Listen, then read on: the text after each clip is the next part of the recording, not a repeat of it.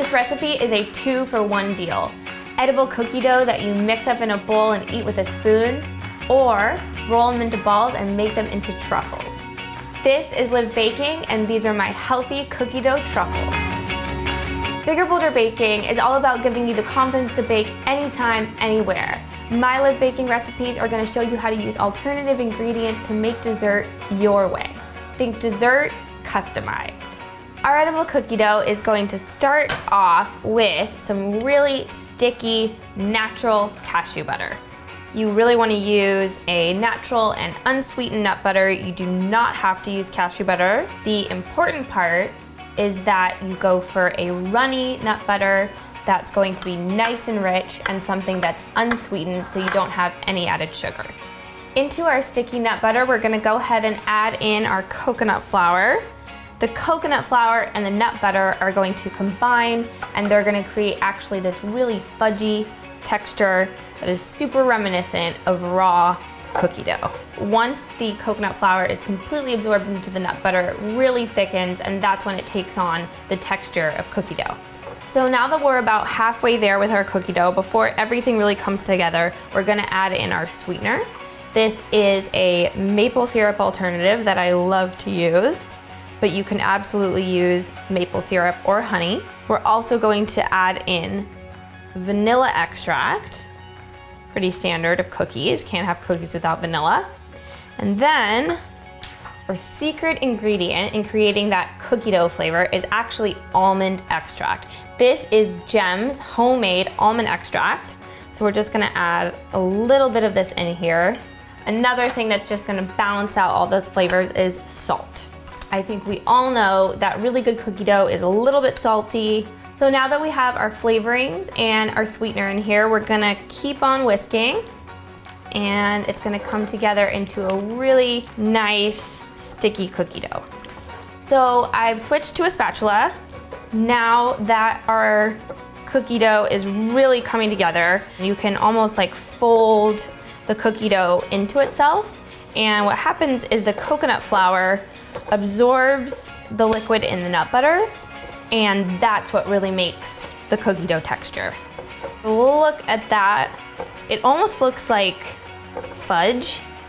At this point, our cookie dough's come together. We're all wondering the same thing. Where are the chips? So these are some really cute little chocolate chips. This is a sugar-free brand of chocolate that I use all the time. If you want to use regular chocolate, by all means, go ahead. If you want to use white chocolate, perfect. That works too.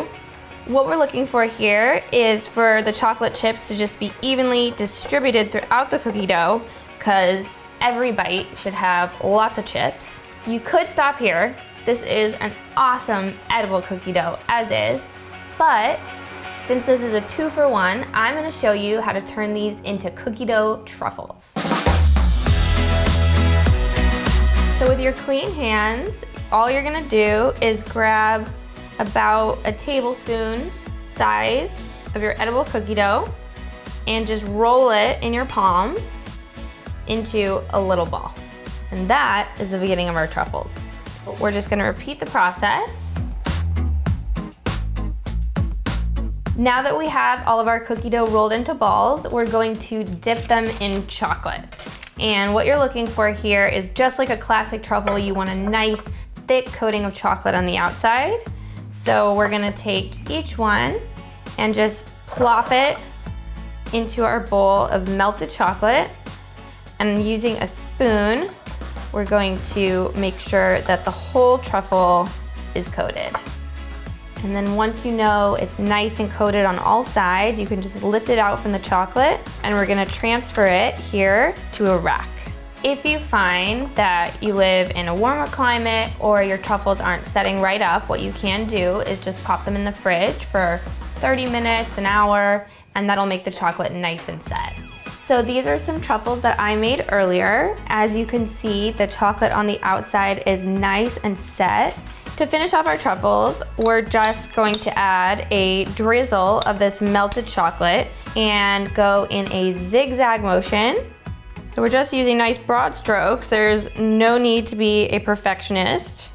We're just gonna let these set up one more time and I'm gonna show you how I styled this scene.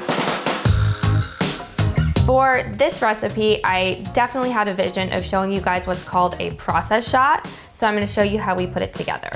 So I'm gonna start out with my bowl of melted chocolate, which is what we dipped our truffles in. I'm gonna add in a few of the cookie dough balls that have not yet been dipped. I'm gonna plop one right into the chocolate. And then I'm gonna put one here on our marble. And this again is really just gonna show you guys that we're in process here. I'm gonna add in these really pretty gold liners. I wanted to showcase our truffles in here because I think this is what you would use in a really nice fancy candy shop. So I'm gonna put a little stack here and then scatter over some of the little chocolate chips that we used inside the cookie dough. So the last and final touch before we drop in our finished truffles is this spoon. Gem and I love to collect props. We love vintage, we love new, we love all different styles. This is something I know she keeps in her treasure chest. Yes, she literally has a chest of vintage treasures. So I'm just gonna pop this guy in here.